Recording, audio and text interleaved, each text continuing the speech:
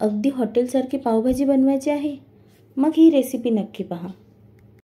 इथे मी सांगितलेले प्रमाण 5 ते 6 लोकांसाठी व्यवस्थित पुरते। अर्धा किलो बटाटे, पाव किलो वाटाणा आणि पाव किलो फ्लॉवर मी इथे घेतलेला आहे। फ्लॉवर मी स्वच्छ धुवून गरम पाण्यातून काढून घेतलेला आहे। यासाठी मी 1 ते 1.5 ग्लास पाणी घालून कुकरच्या 4 ते 5 शिट्ट्या करून घेणार आहे। कुकर थंड झाल्यावर या सगळ्या भाज्या आपल्याला व्यवस्थित स्मॅशरने स्मॅश करून घ्यायच्या आहेत। मी भाजी व्यवस्थित स्मॅश करून घेतलेली आहे।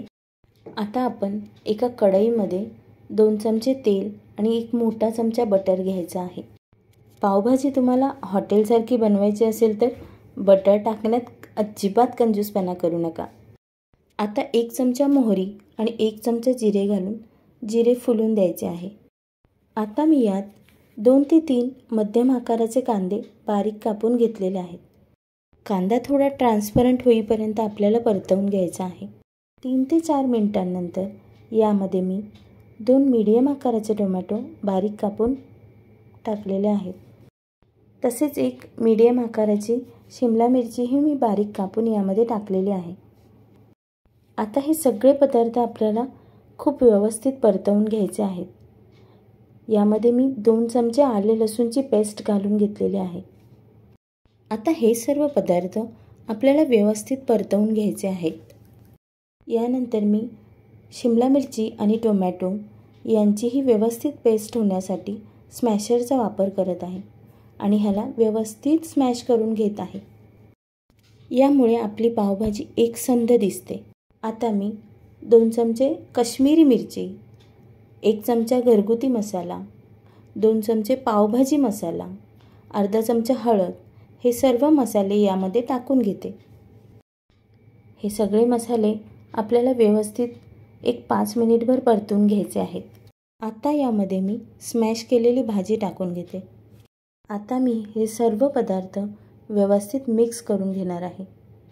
पावभाजीला छान कलर येण्यासाठी मी इथे पाणी गरम करूनच ॲड केलेले आहे। मी इथे 1 ग्लास पाणी वापरले आहे। याच्याने भाजीची कन्सिस्टन्सी अगदी प्रॉपर जशी हवी तशी येते।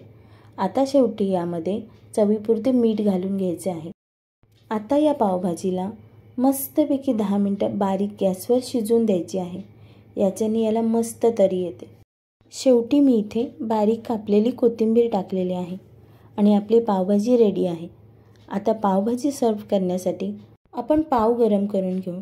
यासाठी तव्यामध्ये थोडेसे बटर टाकून पाव चमचा पावभाजी मसाला घालून यावर आपण पाव मस्त गरम करून घेऊया। तुम्ही पाव तुमच्या आवडीप्रमाणे क्रिस्पी किंवा मऊ जसे हवेत तसे ठेवू शकता। इथे मी पाव थोडेसे क्रिस्पी करून घेणार आहे। चला तर मग पावभाजी सर्व करूया। इथे मी एका प्लेटमध्ये पावभाजी, बारीक चिरलेला कांदा, थोडीशी कोथिंबीर, लिंबाची फोड आणि थोडंसं अजून बटर बरं का। मस्त क्रिस्पी केलेले पाव दिसते ना हॉटेल स्टाईल पावभाजी। तर मग तुम्हीही करून पहा।